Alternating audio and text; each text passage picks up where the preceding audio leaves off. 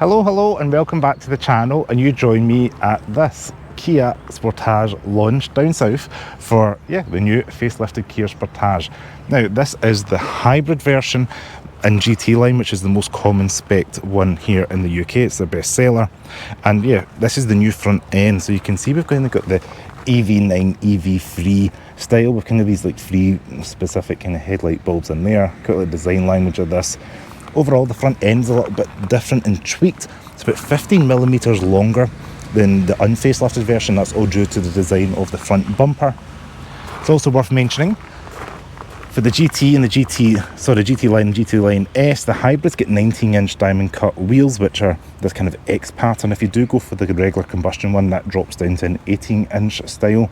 So you can tell this out in the road if it's a hybrid because of those 19-inch wheels. Quite like this black gloss plastic with the blue paint. It was pretty spectacular today in today's sunshine. Working around the rear of the car, you're going to see a slight difference to the outgoing Sportage. We've got new style tail lights. The bumpers are a little bit different. No visible tailpipes in this model. And being a hybrid, we do have a decent sized boot, a little bit less than the standard combustion one. So you're looking at about 587 litres of boot space versus 591 for the combustion one. But we do have little hooks, 12-volt power outlet, these little bits here to pull down the seats. We do have 40-20-40 folding seats, which is quite nice. And underneath, a little bit of storage there, so you can see you can put things like your gubbies, and it's all separated, maybe tyre goo, whatever it may be. But this is always quite handy. You can see that in products. Pull that, seats fold relatively flat, you get a huge cavern of space, especially if you remove that parcel shelf. Ideal for moving house, whatever it may be, you can fit all your goods in here. That makes it quite a versatile vehicle.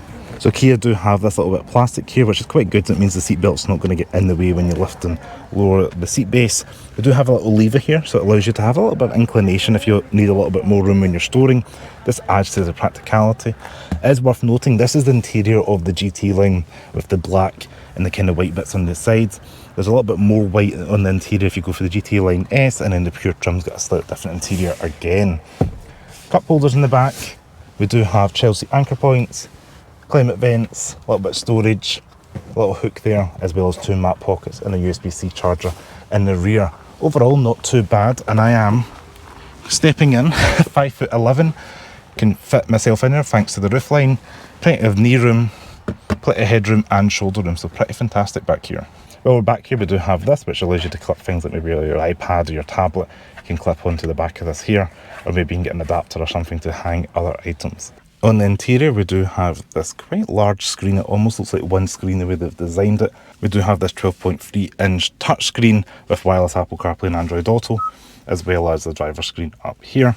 Now down below, we do have vents that you can slide between sat nav and climate control. A little bit of storage in there for your phone.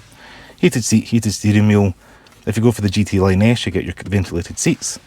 Always like this in the kind of Kia products. You can push that button there to make your cup holder go. And drive selectors like a rotary knob here. Big push button start. And this steering wheel mimics what you see in the seats with the kind of white on the interior, and the exterior's got the black going around it. Glove box, softly damped, not lined with fuzzy stuff, but no fuse box in the way, and it is a decent size, which is very welcomed. On the seats, we've got GT Line and stitched onto the top of the seat there, and you can see similar to what's in the black, with the black and white theme continuing in the back there. If you go for the GT Line S, this bit is all kind of the white trim, but you kind of get this like full suede material in the middle for kind of grip, and then kind of leatherette on the side there. A little bit of storage, 12-volt power outlet inside. Again, I'm 5'11", decent enough headroom, shoulder room, so you would get comfortable here. And the steering wheel does have reach and rake adjustment as well. On the store card here, we do have this door handle, which is a mechanical door release. I quite like the design of it, something a little bit different.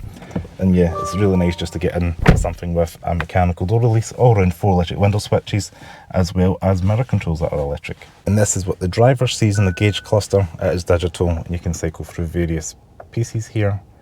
Obviously we're in accessory mode at the moment, but it's quite a nice little clear display.